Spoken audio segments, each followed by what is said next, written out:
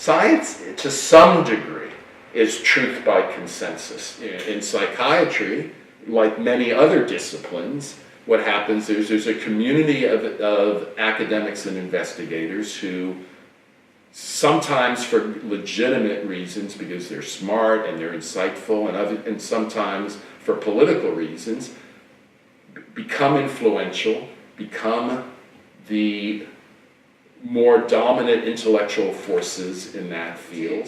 And because antipsychotic agents like Haldol are dopamine receptor antagonists, and they seem to reduce the positive symptoms, therefore schizophrenia is caused by too much dopamine. And it's a perfectly fine hypothesis, except it's just grossly and kind of intuitively, obviously, too simple. But in 1982, I mean, everything, as we said yesterday, was dopamine, and pharmacologically derived hypotheses from dopamine, and the idea of brain connections was not at all in the air, even in terms of the thinking about schizophrenia. The dopamine blockade has this therapeutic effect, is that there's too much dopamine. But as I said then, and I say now, you can no more be convinced of that inference than you could that the cause of low-blood pneumonia is an insufficient amount of penicillin. You know. One of the charming things about the Middle Ages was that there was a synthetic theory of all disease, which held that the body is a bag of fluids, and disease arises when those fluids drift out of their natural proportions. If you have too much bile, you have some kinds of illness. If you have too much blood, you're sanguine. And it was a theory that we're all just a bag of fluids, and illness arises when those drift out of their natural ratios. Well, in a lot of ways, that's what these 20th century theories about neurotransmitters were. They said the brain is essentially a bag of neurotransmitters, and illness arises when those transmitters drift out of their natural proportions. And it is the kind of theory that I think is really just a placeholder till you get to better theories.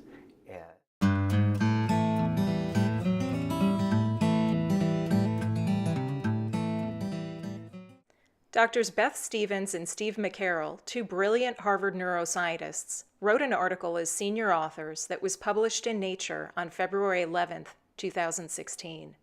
The article, entitled Schizophrenia Risk from Complex Variation of Complement Component 4, argued for and provided evidence of a better theory. I'm Beth Stevens. I'm associate professor here at Boston Children's Hospital, Harvard Med School, and also at the Broad Institute at Stanley Center. And my lab studies development of synapses and how the brain wires up and how this wiring can go awry in a variety of neurodevelopmental, neuropsychiatric, and other diseases. And as a postdoc, we quite unexpectedly, identified a role for these immune molecules called complement in normal synaptic pruning, at least in a mouse, using mouse models. Complement expressed by healthy neurons and glial cells normally during development. And one of its jobs, we've discovered, is to prune synapses, these extra connections that happen during development.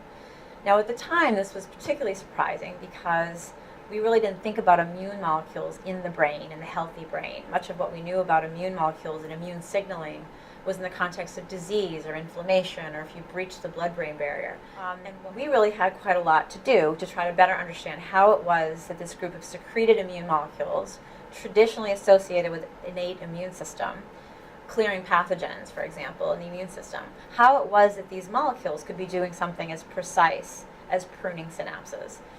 These findings were published in Cell in 2007. Dr. Stevens was the first author of the landmark article entitled The Classical Complement Cascade Mediates CNS Synapse Elimination. In the summary, she wrote, "These findings support a model in which unwanted synapses are tagged by complement for elimination, and suggest the complement-mediated synapse elimination may become aberrantly reactivated in neurodegenerative disease." The idea being, if you don't prune properly during development, either too much pruning or too little pruning, what would the consequences for that be on brain wiring? Could some of them... Then came Steve McCarroll We got to know each other. We're colleagues here across the street. Our labs, we didn't even realize necessarily what each other's labs were doing at the time. But his work in his lab and at the Broad was meanwhile uncovering this amazing link and a discovery that complement C4 was a potential risk gene in schizophrenia.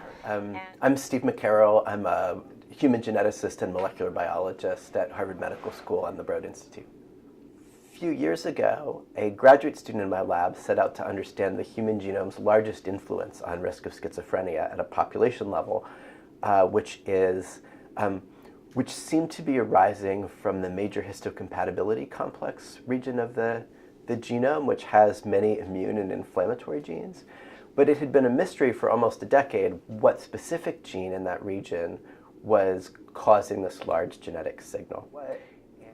We really try to use the genome to search in an agnostic, unbiased way for the molecular influences on disease. And what we found over the course of several years of work was that the complement component 4 gene, that many different alleles or variants of that gene seem to explain a very large amount of this large genetic signal. And so the human genome led us to complement component 4, and then we were aware of this recent work from Beth Stevens' lab, which had shown that complement proteins could regulate the elimination of synapses by microglia at key times in the development of the brain. And we collaborated with Beth for several years to show that complement component 4, C4, can actually regulate this process. Nature published Stevens and McCarroll's paper. The New York Times picked up the story in a front-page article. The author wrote, "People who carry genes that intensify or accelerate pruning are at higher risk for developing schizophrenia." David Goldstein, a professor of genetics at Columbia, commented, "They did a phenomenal job. This paper gives a foothold, something we can work on, and that is what we've been looking for now for a long, long time." So my name is Seth Cohen, and I'm a psychiatrist now at Atascadero State Hospital in California. Way back in 1982-ish, I was a second-year resident at the VA in San Francisco at UCSF, and Dr. Irwin Feinberg was my attending. He was a fantastic mentor, and I had some knowledge of the fact that he had proposed a hypothesis having to do with schizophrenia and aberrant pruning, but not much more than that because I was a fledgling resident. So if we scooch the clock ahead, a couple years ago, there I was early one morning having my coffee before going off to work and reading the New York Times, and there on the front page is this article describing how some Harvard neuroscientists had come up with a discovery noting the complement C4 protein and pruning and schizophrenia, and I thought, oh my goodness, this had something to do 35 years ago with Dr. Feinberg. And but in the course of my busy life, I kind of let things fall by the wayside and didn't give it much more consideration than that. That summer, Dr. Rosenbaum and I were off backpacking in the Wallowas in Eastern Oregon, and Howard says to me, Seth, he says, you know, what about that article in Nature, and what about pruning, and whatever happened to Feinberg? So one thing led to the next, and a year ago in the fall, I was able to track down Dr. Feinberg after not having had any contact for 35 years or so, and we arranged to meet. Dr. Feinberg is Professor Emeritus of Psychiatry at UC Davis. In the mid-1950s, after completing a psychiatric residency at Mass Mental Health, Dr. Feinberg went to NIMH to study hallucinations. However, he became interested in sleep and left as a sleep researcher. Very early, in about 68, we did a cross-sectional study of sleep in 5- and 10-year-old children, and then early adolescents, young adults. And we observed at that time that there was a huge change in the amount of deep sleep over adolescence. Uh, and this was grossly apparent in cross-sectional studies, and the changes of the order of 50 to 60% in between age 10 and age 20, say. And it nagged at me ever since I made that observation as to what caused it. There is no brain condition compatible with life that changes the sleep EEG as much as normal aging or normal maturation does between age 10 and age 20. And so it must be important.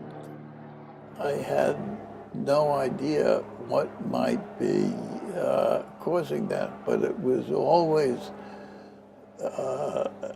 nagging at my mind that it was very important. And you could see this tremendous growth in the connectivity of the brain in the first years of life. But you couldn't see the change across adolescence. And that was not known until Peter Huttenlocher did his study, because it requires electron microscopy to see these synapses and to measure these synapses. Dr. Peter Huttenlocher was a pediatric neurologist at the University of Chicago. Employing an electron microscope, his research focused on staining and counting billions of synapses. His stunning paper in 1978 documented a decrease of synapses during adolescence and introduced the concept of pruning. The N was small, the skeptics were many. However, Dr. Feinberg embraced the article. That was a big aha moment for me when Huttenlocher published this. So, and I knew I might have ignored that paper because, frankly, there was so much crap being published in neuroscience, and there's even more. That's even more true now. But I knew that Huttenlocher was a meticulous researcher. So when he published that paper, I paid strict attention. Moreover, it explained what had been nagging at me, which I had no explanation for. Synaptic pruning during adolescence provided a mechanism to explain the decrease in deep wave sleep that occurred during adolescence, a problem Dr. Feinberg had been trying to reconcile for 20 years. In addition, Dr. Feinberg noted that researchers had observed massive change of brain metabolic rate, the emergence of adult cognitive capacity, decreased ability to recover from brain injury, decreased ability to learn a new language without an accent, and decreased functional plasticity. All of these could be explained by reduced connectivity over adolescence. Part 1 of the paper argued there's a profound reorganization of the brain during adolescence. Part 2 related this to the strategy nature uses to construct nervous systems, to overproduce neuronal elements and cut back on those that have not gotten successfully integrated. And part 3 was, if you have such a massive change in the brain going on, it might sometimes be imperfect. And if this change is, all these changes could be understood as the result of synaptic elimination. And if there are errors in synaptic elimination, either too many or too few synapses eliminated, you could get mental illness. And I pointed out that this could provide an explanation for why the age of onset of schizophrenia is often at the end of adolescence in the early 20s. A lot of ideas come as I'm writing the paper, and I'm not sure where they come from, but they sort of suddenly naturally fit in with what I'm writing. And I am certain that when I started that paper, I had no idea that it would include the hypothesis on schizophrenia. But when, in the course of writing the paper, it popped out. And I was working in Seymour Kenny's lab, and I showed him this paper to get his comments. And he said, oh, we'd like to publish that in the Journal of Psychiatric Research. And I love Seymour Kenny. He was just a marvelous human being. And if he wanted me to do that, I would do it. But I really wanted to publish it in the archives, which has, you know, its circulation is this compared to this much in the Journal of Psychiatric Research. In 1981, Dr. Feinberg presented his paper at the American College of Neuropsychopharmacology, a cutting-edge meeting of neuroscientists. He describes the response. Almost totally indifferently. And it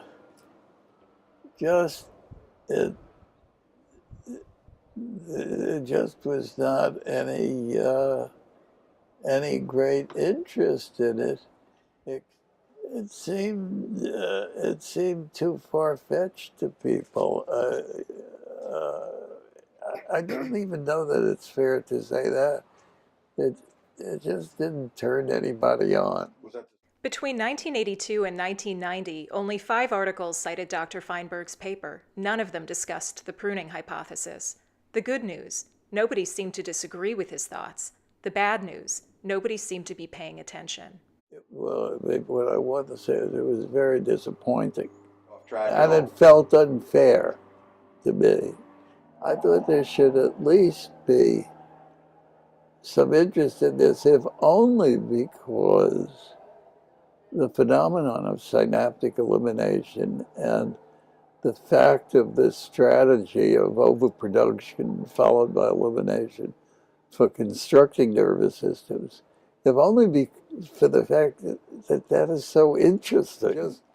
It's just really interesting, but other people weren't interested in it.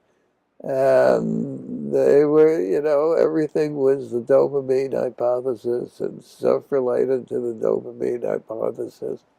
And the dopamine hypothesis is certainly important, but that does not tell you how the organization of the nervous system gets distorted and disrupted.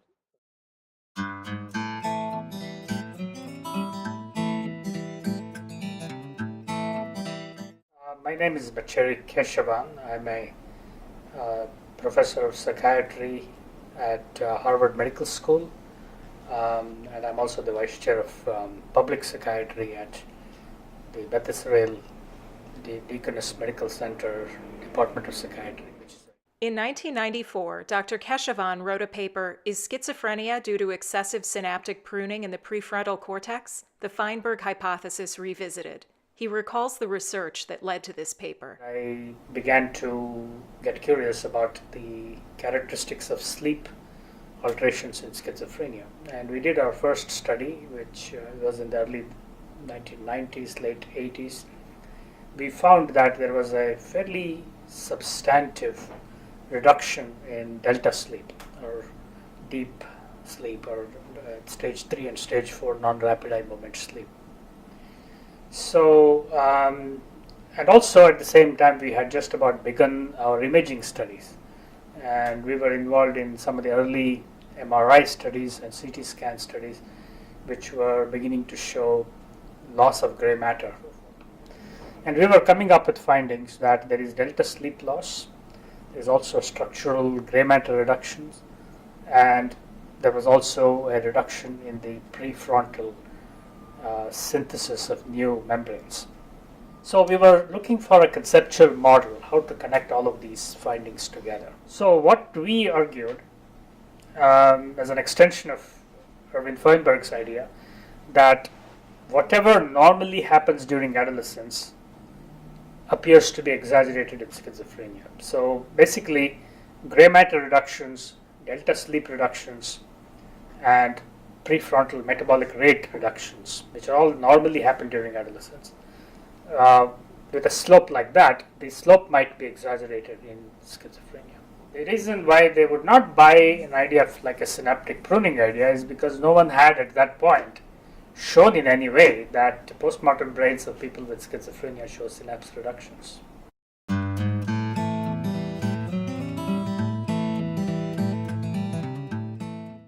It was just too far ahead of its time. And now what makes something ahead of its time?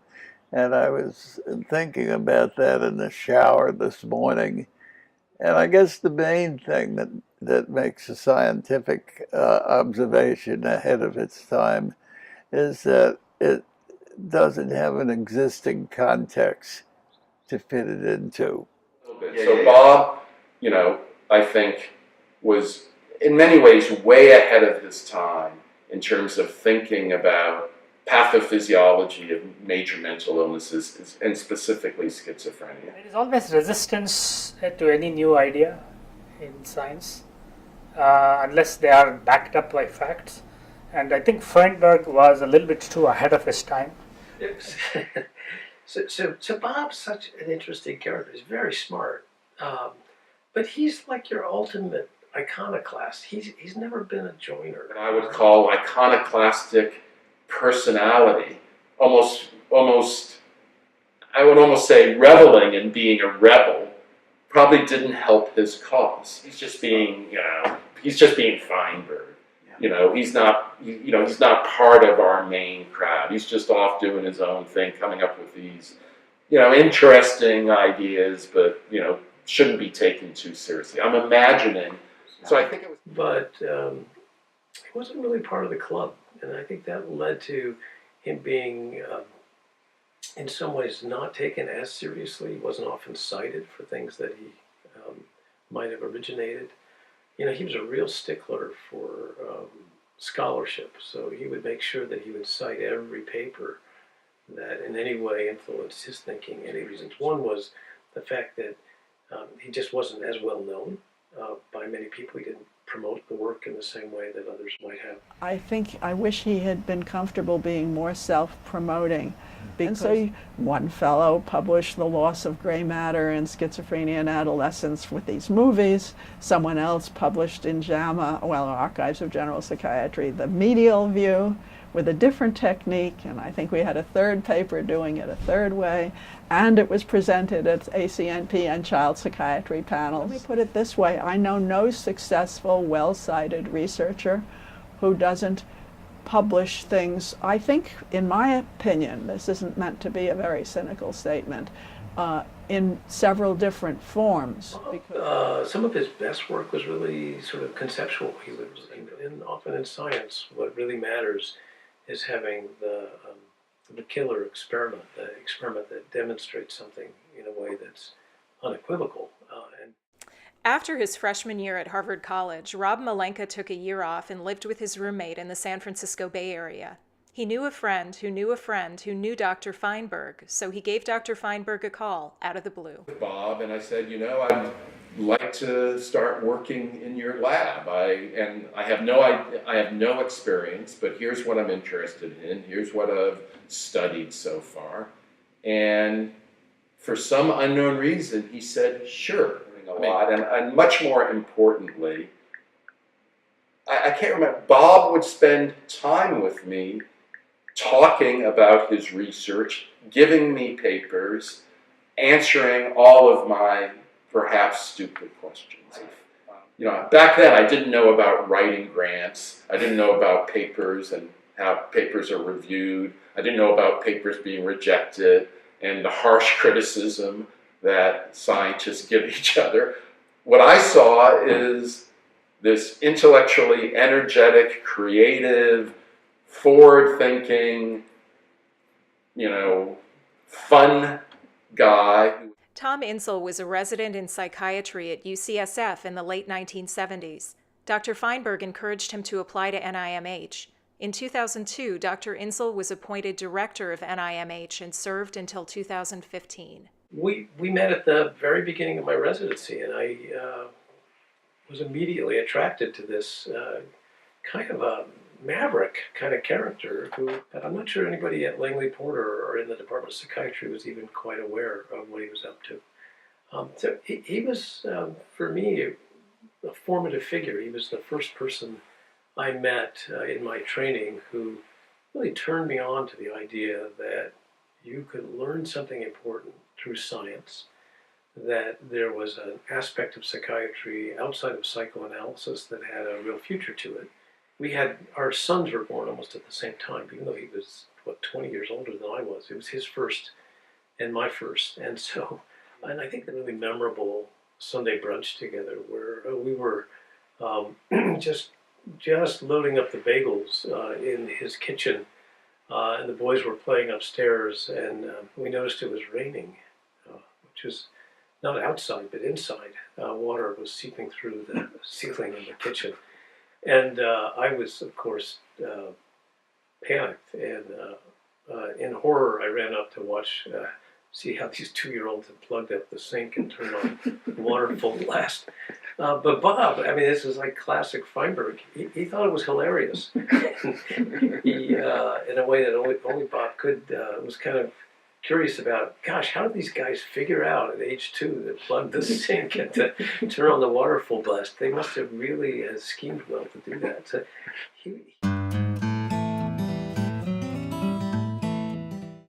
Seth Cohen reestablished his connection to his mentor. One of them was, although you were ultimately responsible for the patient care, you asked if I would please do the physical exam, because if you try to use the stethoscope, you're not sure you would put the right part of it into your ear. So I was happy to oblige that. You having said to me, and I can hear elements of it as we've had these discussions, you said, Seth, if ever you begin to get to the point where you feel like you know something, that's when you're in trouble. And Doctors Feinberg, Stevens, and McCarroll all formed a new connection. You know, when my student Ashwin found his 1982 paper at the library, he practically came running back from the library, and he said, Steve, you've got to read this. And we sat down and read it together, and both had this reaction of, holy shit, who was this guy? He had thought about so much of what we had kind of come to be thinking about through this belabored process around genes and alleles and molecules. This Dr. Feinberg's really clear thinking had anticipated, really clear thinking from observing patients, from comparing changes in their symptoms to changes in their sleep patterns and in EEG recordings and things like that. And he had anticipated a lot of the things that we had come to be thinking about through this other process. And it was like finding this kindred spirit. Mm-hmm. We were amazed at the extent to which he had been thinking about this problem in a way that was very different from how his contemporaries were thinking about it, but actually quite similar to how we had come to think about it through these genetic and molecular studies. In June of 2017, 35 years after publishing his paper, Dr. Feinberg flew to Boston to meet with Dr. Stevens and Dr. McCarroll. On a lovely Saturday morning, Steve McCarroll graciously hosted a brunch at his Cambridge home. 3 scientists sat down to meet, to talk, and to celebrate. Hi there. So nice to see you. It's nice to see you. Hello. Nice to meet you finally. I'm so excited. I am too. It's really wonderful work you've done. Thank you. You too. You too. I'm really grateful. You know who he is, I presume. Absolutely. I don't have to make a formal introduction. Yeah, I'm kidding you. I'm really grateful to your colleagues for connecting us. And I am too. Oh my God, it's so cute. I love it. Wonderful.